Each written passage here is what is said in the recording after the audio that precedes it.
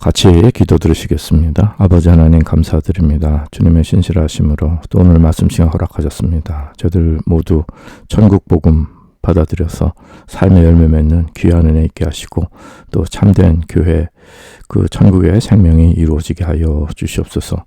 또 예수 그리스도의 복음이 전파되게 하여 주시옵소서. 예수님의 이름으로 간절히 기도하옵나이다. 아멘.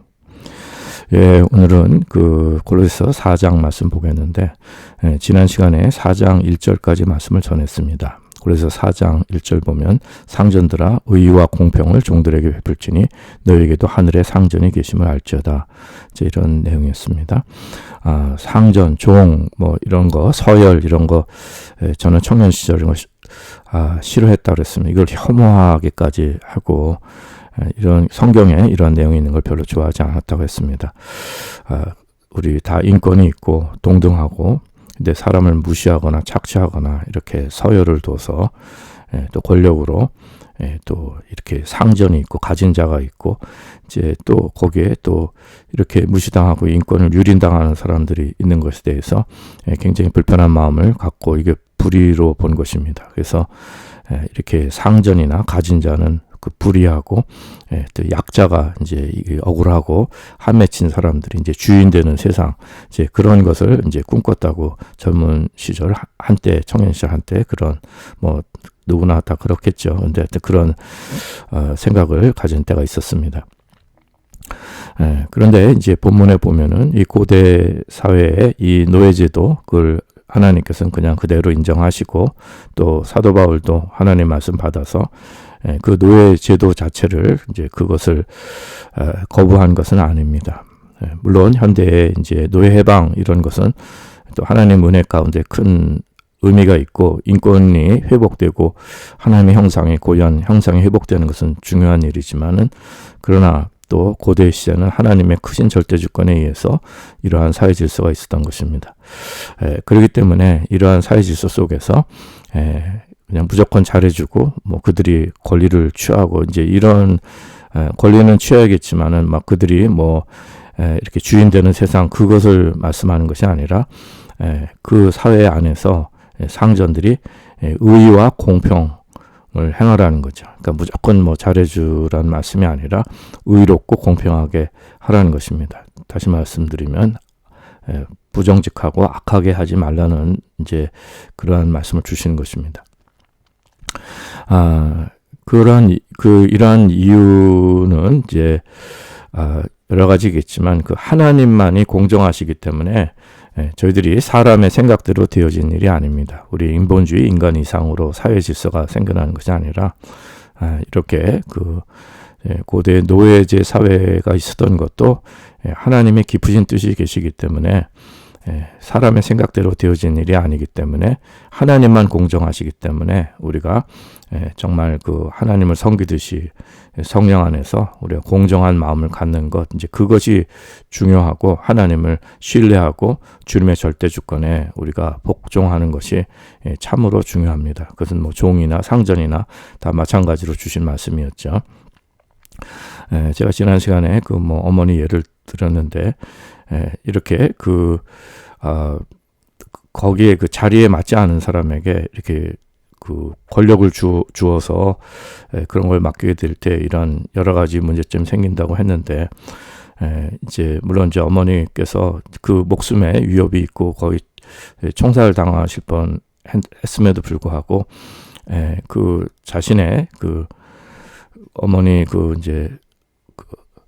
어머니가 이제 그때는 외할머니가 이제 양조장을 하셨는데 이제 외할아버지는 이제 정치 계통 그런 거 하셨던 것 같습니다. 근데 하여튼 외할머니가 그 운영하셨는데 이제 그 부르주아로 공산군이 쳐들어와서 거기를 이제 본거지로 삼고 본부로 삼았는데 이제 부모님들은 부르주아로 이제 이렇게 눈을 가리고 총살형을 당할 뻔했다고 했죠. 이제 그럼에도 불구하고 거기서 일하던 일꾼이 이제 빨간 한장을 차고 이제 그 모든 걸 다스리는 위치에 주어진 것에 대해서 이제 헛웃음이 나왔다고 말씀드렸는데 사실은 그건 슬픈 이야기입니다. 그러니까 어머니랑 외할머니가 이제 공산군이 쳐들어오니까 산골로 피신을 했어요. 피신했는데 그걸 찾아내 가지고 이제 어머니 할머니하고 외할머니하고 어머니가 이제 사형당할 뻔했는데 그 숨겨준 사람을 그렇게 공산당들이 와서 인민군들이 그냥 폭력을 행사하는데 거기서 그 일꾼 그 빨간 한장 찬 사람이 그렇게 폭력을 행사한 것을 이제 어머니는 너무도 안타깝게 생각한 거예요. 얼마나 미안합니까? 자신들 이렇게 산골에 숨겨줬는데 그분 그 무지한 사람을 그냥 그렇게 죄 없는 사람을 그렇게 때리고 폭력해서 고문하고 이제 그런 모습들을 보고 아주 그 굉장히 참 고통스러워 하신 그런 기억을 말씀합니다. 이제 그럼에도 불구하고 또 어머니는 정말 가난하고 또 이런 사회주의적인 또 생각을 가졌던 것도 신기하고 또 그 후에 가난한 자, 약자, 또 병든 사람들 이런 사람들을 또 평생 섬기는 것도 부모님들이 이렇게 자신들의 기득권을 버리고 참 세상을 거꾸로 사신 거죠. 그런 것도 신기합니다. 또 하나님께서 그런 사명을 주셨다고 생각되는데 그러나 모든 인본주의는 저희들이 그것을 거기다가 신뢰하거나 또는 이런 것을 저도 젊었을 때 이런 걸 불편하게 생각하고 굉장히 그 마음이 사람을 무시하는 것보다 힘든 일이 없지 않습니까? 그래서 이런 것들은 되도록이면 언급하기를 원치 않는데 이제 이 하나님의 절대 주권에 순종하는 것 이제 이것이 얼마나 소중한 건가 이제 이걸 좀 말씀드리기 위함이고 모든 인본주의 이런 것들이 사회주의 뭐 이런 좌파 사상 이런 것들이 잘못된 것 그걸 말씀드리기 위한 것입니다. 그러나 이렇게 자본이 있고 권력이 있는 이 상전들도 이렇게 의와 공평을 베풀라는 말씀은 뭐냐면 그들의 완악함 때문에 그런 것입니다. 이게 여러분 그 야고보서에 잘 나오죠. 야고보서 5장 1절 이하에 보면 들으라 부한 자들아 너희에게 이 말 고생을 인하여 울고 통곡하라. 너희 재물은 썩었고 너희 옷은 좀 먹었으며 너희 금과 은은 녹이 슬었으니 이 녹이 저희에게 증거가 되며 불같이 너희 살을 먹으리라. 너희가 말세의 재물을 쌓았도다. 보라 너희 밭에 추수한 품꾼에게 주지 아니한 삭시 소리 지르며 추수한 자의 우는 소리가 만군의 주의 귀에 들렸느니라. 너희가 땅에서 사치하고 연락하여 도살의 날에 너희 마음을 살찌게 하였도다. 너희가 옳은 자를 정죄하였도다. 또 죽였도다. 그는 너희에게 대항하지 아니하였느니라. 이렇게 말씀합니다. 그래서 이렇게 돈과 권력이 있으면서도 품꾼에게 삭스를 주지 아니하고 또 이 땅에서 사치하고 연락하는 이제 이런 사람들에 대해서 이제 말씀해 주신 겁니다. 그래서 크리스천들은 상전들이 의와 공평을 베풀라고 말씀했기 때문에 이러한 이렇게 현실의 세상에 사치하고 타락하면서 이 불공정하게 그 종들을 착취하는 또 악하게 대하는 이런 것들을 금하는 것을 말씀해 주는 것입니다. 현대도 사실은 이 돈 버는데 이게 참 사실 뭐 윤리 잘 지키고 이렇게 하기 쉽지는 않죠. 특별히 이제 과거 한국 사회 같은 경우에는 그렇게 정직하게 하고 진실되게 하면은 또 다른 사람 유해주고 그러면 다 망했습니다. 왜냐하면 경쟁이 심한 사회이기 때문에 나만 잘해줄 수 없는 거잖아요. 그래서 생존하려면은 참으로 그 냉정하고 안타까운 이 자본주의의 이러한 그 모순이 있는데 근데 이게 참 안타까운 겁니다. 그러나 또 반대로 그 사회주의적으로 그 유럽에서 과거 경험했지만 이렇게 가난한 자 또 약자 이런 사람들의 복지를 위해 준다고 또 그들을 높여주면 결국 사람은 또 서 있으면 앉아 있고 싶고 앉아 있으면 또 눕고 싶고 또 이 사회 전체가 다 타락하게 돼버리는 또 이런 모습들도 있습니다. 그래서 그들의 복지 정책이 망한 것. 이건 뭐 제가 나중에 이제 신앙 강좌를 하다가 꽤 오래됐지만 이제 다음에 언제 왜 인간 중심주의, 인본주의 이렇게 유럽에 이렇게 복지 이런 것들이 왜 그들이 실패했는가 이제 그걸 좀 밝힐 기회도 있을 것 같습니다.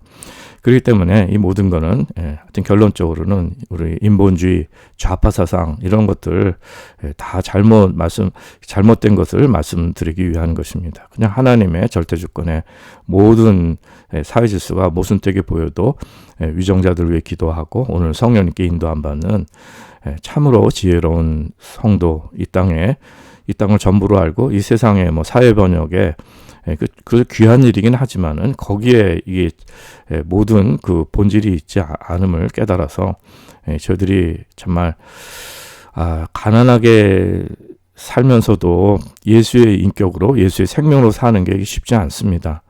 또 부자로 살면서도 예수의 생명, 예수님의 인격으로 사는 것 또한 그것 또한 쉽지 않습니다. 그래서 부한 자나 가난한 자나 저희들은 오직 거듭난 새 생명, 주님께 순종하는 성령님의 사람, 예수의 사람으로 살아가는 저희들의 삶의 양식만이 필요한 것입니다. 오늘 그 본문이 이제 4장 2절부터는요, 이제 보다 보편적인 주제죠. 본질적인 주제고, 이제 앞에 내용들까지 이제 그 여러 가지 그 삶의 구체적인 이런 예들을 말씀을 드렸는데, 실천적인 이제 아주 구체적인 실천들을 말씀드렸는데, 다시금 보편적인 주제, 본질적인 주제로 돌아와서 말씀합니다. 그래서 4장 2절 말씀 보면은 기도를 항상 힘쓰고 기도에 감사함으로 깨어 있으라 이렇게 말씀합니다. 이 말씀은 기도를 항상 힘쓰고 기도에 감사함으로 깨어 있으라. 이 무슨 말씀입니까? 그냥 이 말씀 그대로 그 생각하셔도 돼요. 기도 자체가 그냥 감사함, 기도 자체가 감사로 생각하셔도 무리가 없습니다. 그러니까 기도에 항상 힘쓰라는 말씀을 우리가 오해하기 쉬운 것이 뭐냐면은 과거에 실제로 그런 또 교회들도 있었고 또 그걸 또 강조하는 또 목회자들도 있었습니다. 무슨 말씀이냐면은 기도 목록 다 이렇게 만들어 놓고 이거 이루어집시다 기도하라는 거예요. 그러면 하나님께서 열심히 기도하면 하나하나 다 이루어져서 다 은혜 베풀어 주시고 나중에 지나보면 하나님 다 이루어 주셨다.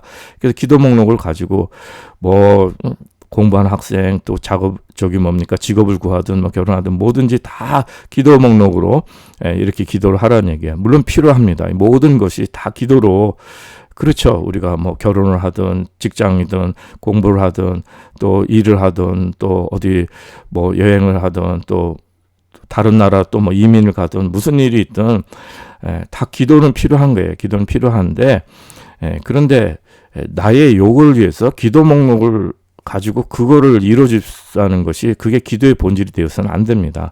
내 인생에 필요한 것을 원하는 걸 이루어달라는 기도 목록은 그건 바른 기도가 아니죠. 오히려 기도는 여태까지 이렇게 하나님께서 이 순간까지 나의 삶을 이렇게 인도해 주시고 또 은혜를 베풀어 주신 거 그게 감사하는 거예요. 오늘 이 순간도 감사의 기도입니다. 그러니까 기도는 감사예요. 여태까지 이렇게 깨닫지 못했던 것까지도 정말 이렇게 돌이켜보면 감사해요. 은혜 아닌 것이 없잖아요. 하나님께 감사드리고 지금 이 순간도 이렇게 돌봐주심을 감사드리는 것입니다. 그러니까 깨닫지 못하는 것까지도 감사드리는 것이고 응답이 없는 것처럼 느껴지는 것까지도 감사드리는 것입니다.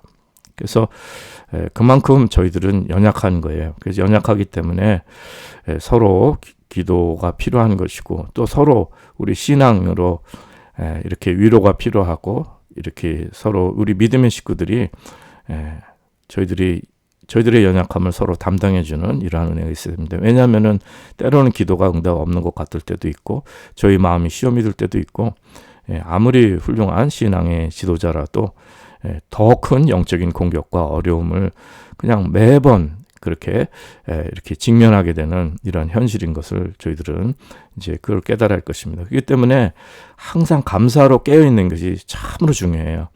항상 감사함으로 깨어 있으라. 기도를 항상 힘쓰고 기도에 감사함으로 깨어 있으라.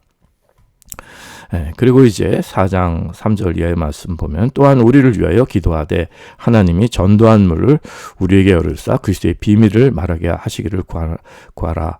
내가 이것을 인하여 매임을 당하였느라. 그리하면 내가 마땅히 할 말로써 이 비밀을 나타내리라. 그러니까 이 말씀 통하면 하나님이 전도할 문을 우리 열어주시는 거지 사람이 전도하는 것이 아니라는 거예요. 그리고 이제 그리스도의 비밀을 말하게 하시길 구하노라. 그러니까 이건 하나님 말씀의 계시를 그리스도의 계시 천국 복음의 이 말씀을 전하고 이 말씀이 이제 사람들에게 들어가게 그 복음이 예수 그리스도의 복음이 하나님 말씀입니다. 그래서 이 전도라는 것은 하나님 말씀을 전하는 것이고요. 이 전도의 문을 하나님께서 열어주신 것을 말씀하는 것입니다. 이 말씀이 이 참으로 중요한 거예요. 우리가 가서 막 예수 믿으세요 해서 뭐 권면하고 그런 인간의 행위를 말씀하는 게 아니라 천국 복음을 전해야 되고 하나님 말씀을 전해야 됩니다. 지금도 이 천국 복음 하나님 말씀은 계속 선포돼야 되는 것입니다. 이 천국의 비밀, 생명의 비밀, 이 비밀이라고 그러잖아요. 이거는 미스테리예요. 그러니까 어떤 감추었던 것이 드러나는 것이고, 이 하늘의 것은 우리가 아직 알지 못하지 않습니까? 그러나 진리예요. 그게 먼저 생명 진리고, 우리는 그림자 세상을 사는데 이 진리 생명을, 이 생명의 비밀을 이렇게 이 신비를 나타내 주시는 것이 계시의 말씀입니다. 이것이 이제 사람들의 생각, 이 세상과는 세상 것과는 다른 거예요. 세상 것과는 다른 것입니다. 그러니까 이 세상 어떻게 뭐 살아가는 뭐 이런 그런 것들이 아니고, 이 세상 지혜도 아니고, 이 세상 지식도 아니고, 이 세상 지혜를 전하는 것이 아닙니다. 오직 하나님께로 받은 천국 복음, 예수 그리스도의 복음, 하나님의 말씀, 생명 진리를 말씀하는 겁니다. 우리는 이 땅에 그림자를 살고 있는데 이 그림자는 생명이 없어요. 아무리 지식이 많고, 아무리 이 세상에 지혜가 있고, 이 세상에 뭐 여러 가지 사람이 하는 일들이 있어도 거기는 생명이 없습니다. 우리 모두는 다 죽는데, 이제 참 생명 진리, 이 창조 하나님 하신 그 창조의 생명 진리가 이제 회복되고, 그 진리의 세상이 예수 그리스도를 통해서, 예수 그리스도 안에서 예수님께서 주인 되어 주셔서 이제 이 새 세상이 생겨나는 것인데, 이것은 저희들이 먼저 영원히 거듭나서 이 하나님의 말씀의 비밀, 이 진리 복음을 받는, 이러한 말씀으로 거듭나는 이런 축복이 있어야 되는 걸 말씀하는 것입니다. 그것이 이제 전도고, 사도 바울은 그 사명에, 이 땅의 일이 아니라 이 천국 복음에, 이 사명에 이제 매임을 당했다고 사명을 받은 것을 말씀하는 것입니다. 그리고 이제 5절에서 말씀하기를 외인을 향하여서는 지혜로 향하여 세월을 아끼라 말씀했는데, 외인이라는 것은 이제 바깥 사람인데, 이 말씀 뭐냐면 이미 지난 시간을 통해서 계속 말씀드렸지만은 고린도서 시작에도 보면 이게 아무한테나 준 말씀이 아니라 고린도 교회 성도들인데, 그들이 뭐 얼굴도 알지 못하고 정말 그 사도 바울이 개인적으로 알지 못하지만 그들이 예수 그리스도의 복음을 듣고 하나님 말씀으로 거듭나서 그 복음의 생명 안에 자라나가는 성령의 사람들이 된 거예요. 그래서 그들에게 주시는 이런 권면의 말씀이지, 이 세상에 뭐 윤리나 뭐 지식이나 이 세상 사람들이 이해할 수 있는 그런 말씀이 아닌 것입니다. 그래서 외인을 향하여서는 지혜로 행하여 세월을 아끼라고 말씀하는 것입니다. 여기서 세월을 아끼라는 뜻은 영어로는 redeeming입니다. redeeming.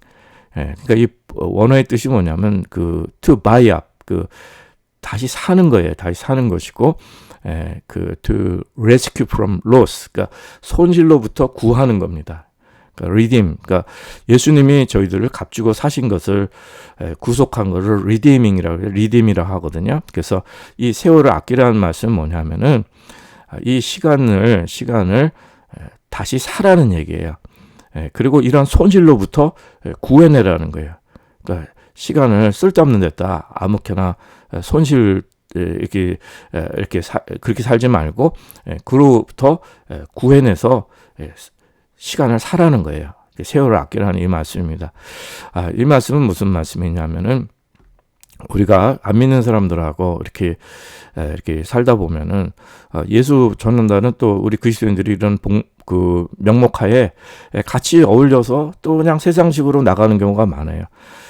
그리고 그러다 보면 막상 이 복음을 전하지도 못하고 그냥 쫓아가는 경우가 많이 있습니다. 제가 과거 좀 극단적인 예를 들었지만은, 어떤 전도사님이 사창가에 이제 복음 사명을 가지고 들어가서 복음 전하겠다고 들어갔는데, 사명 받고 들어간 것이 아니라 인간적인 생각에 이렇게 들어갔다가 오히려 그 사람도 다 타락해서 거기서 헤어나지 못하고 그 복음을 잃어버렸다는 이제 이런 말씀, 제가 이제 가끔 이제 이런 예를 드린 적이 있었는데, 근데 이런 건 좀 극단적인 얘기지만 우리가 굉장히 이게 아주 만연한 거예요. 무슨 말씀이냐면요, 우리가 어려웠을 때, 힘들었을 때 예수님 잘 믿고 이렇게 하다가 내가 부유하고 부유해지고 사회적 위치 생기고 또 사람들도 만나고 또 여러 가지 인간관계를 형성하다 보니까 안 믿는 사람들과 어울리기 시작해갖고 결국 복음을 버리는 경우가 많습니다. 그래서 이 한국에 이제 과거에 이제 40대, 50대, 60대 된 사람들이 사회에 이런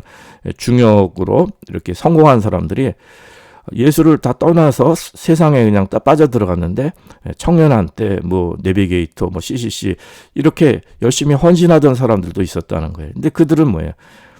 이것이 세월을 아낀 것이 아니라 오히려 이렇게 그 손실에 내가 거기에 그냥 믿음을 지키지 못하고 오히려 복음을 전하는 게 아니라 세상을 따라가게 된 것을 말씀하는 것입니다. 이런 일들이 많아요. 그 학생들도 이제 고등학교까지 어려서 믿음 좋던 학생들이 이제 대학 들어가고 이제 성인 되고 이렇게 되면 세상에 이렇게 복음보다는 예수 믿는 것보다는 이 세상에 이 지식이나 이런 여러 가지 멋있는 것들이 많잖아요. 인정해주는 이런 것들이 많으니까 지식, 지혜, 교양, 세상적인 것들이 다 멋있어 보이니까 이제 그런 걸 쫓아가서 자신의 이런 순수한 믿음들을 버리는 경우가 이제 많은 것을 말씀하는 것입니다.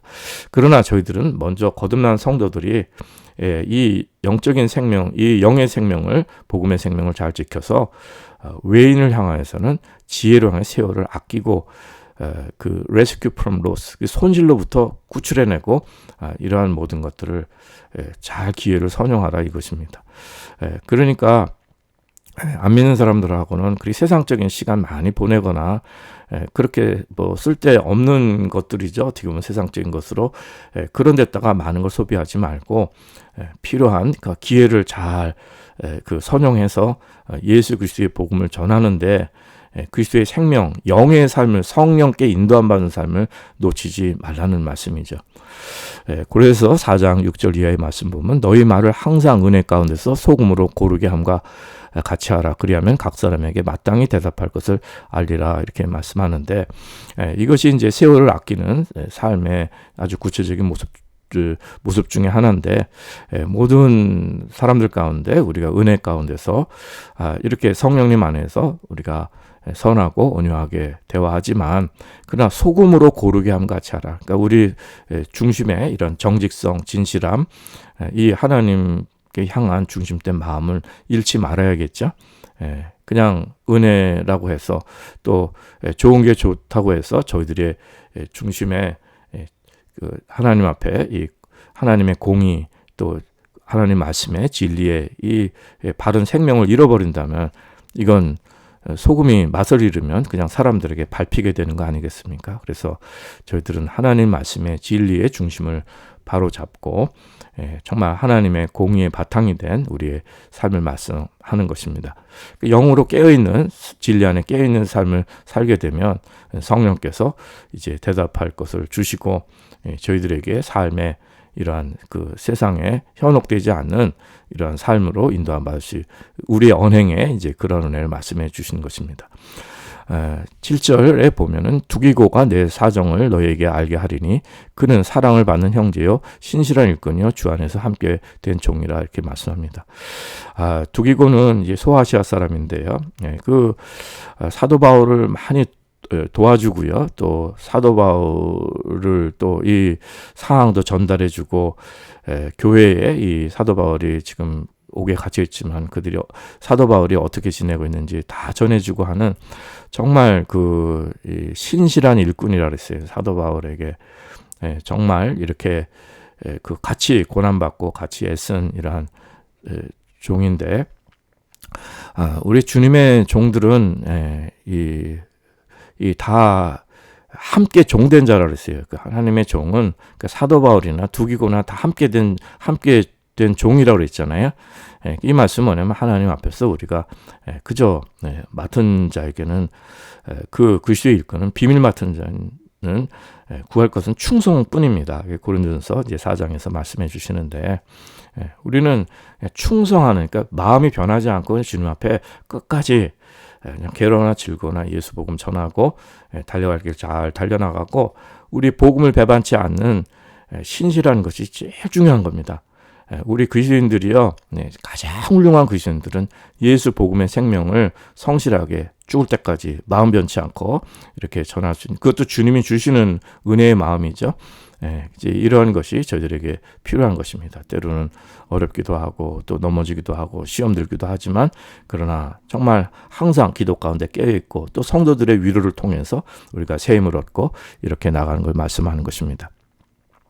8절에서도 보면 내가 저를 특별히 너희에게 보낸 것은 너희로 우리 사정을 알게 하고 너희 마음을 위로하게 하려 함이라고 했습니다.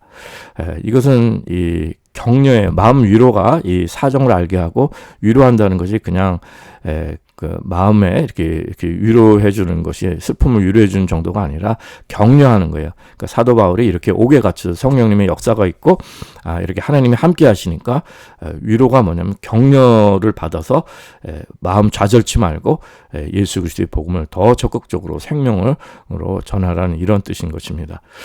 9절에 보면 신실하고 사랑을 받는 형제 오네시모를 함께 보내느니 그는 너희에게서 온 사람이라 저희가 여기를 다 너희에게 알게 하리라. 오네시모는 그 빌레몬이 주인이고 오네시모는 종이잖아요. 그러니까 빌레몬서에도 이제 이렇게 나오지만은 근데 이 종이었는데 이 도망쳐 나와서 로마로 왔는데 사도 바울 만났습니다. 그런데 사도 바울은 사랑받는 형제라고 했어요. 이 종을.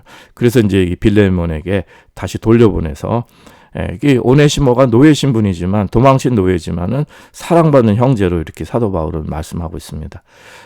그러니까 이것이 참 저희들의 신분 이런 거 상관없이 다 이 두기고도 함께 된 종 그리고 오네시모는 사랑받는 형제. 이게 사도 바울이 정말 성령 안에서 서로를 귀하게 여기는 이러한 그 참된 인간관계를 말씀하는 것입니다.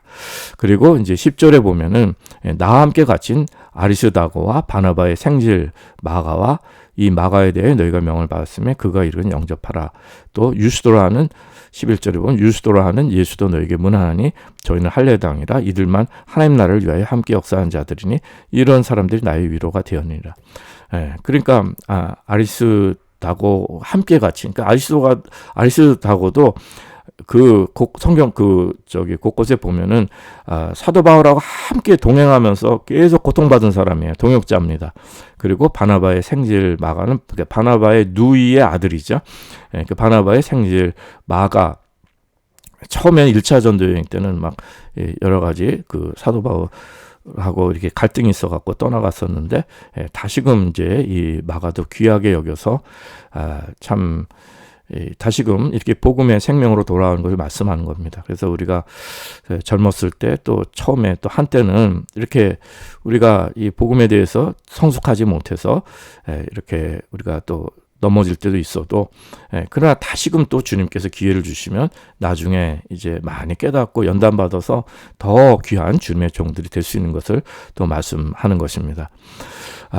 그리고 유스도라는 예수도 너에게 문화한다 그랬는데 저희는 할례당이라. 그러니까 이들이 뭐냐면은 이들만 하나님 나라를 위하여 함께 역사한 자들이니까 할례당이라는 건 할례받은 사람들인데 유대인을 말씀하는 거거든요. 근데 유대인의 대부분은 다 유대교로서 복음을 적대하지만은 그렇게 할례받은 유대인임에도 불구하고 하나님 나라를 위하여 이렇게 그 애쓰는 그래서 그 사도 바울에게 위로가 된 것을 말씀하는 것입니다.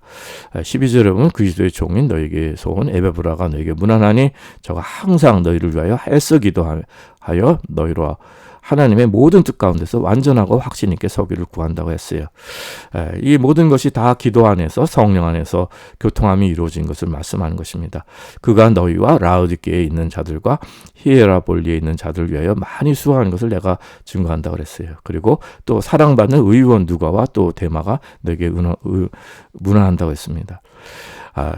참 이게 의사, 의원 굉장히 이런 사람들과 노예 신분들 또 이런 다 같이 주님 안의 형제로 또 그리스도의 종으로 이렇게 문안하는 것을 알 수가 있습니다. 15절 이하에도 라우디게는 형제들과 눈바와 그 여자의 집에 있는 교회에 문안하고 이 편지를 너에게서 읽은 후에 라우디게의 교회에서도 읽게 하고 또 라우디게에서 오는 편지를 너희도 읽으라. 아키뽀에게 이르기를 주 안에서 받은 직분을 삼가 이루라고 하라. 나 바울은 친필로 문안하니 나의 매인 것을 생각하라. 은혜가 너에게 있을지어다. 이렇게 말씀합니다. 그러니까 결국 그 이미 복음이 전파되는 것은 하나님 말씀이에요. 예수 그리스도의 복음, 말씀이 가장 중요합니다. 그런데 이 말씀이 이제 이렇게 생명 열매를 맺고 참으로 중요한 것은 우리 성도들과의 관계입니다. 그러니까 교회는요, 하나님의 말씀만 있어도 되는 게 아니라 이 말씀의 열매가 사람들 가운데 이루어져서 성도의 교제가 이루어질 것을 말씀하는 것입니다.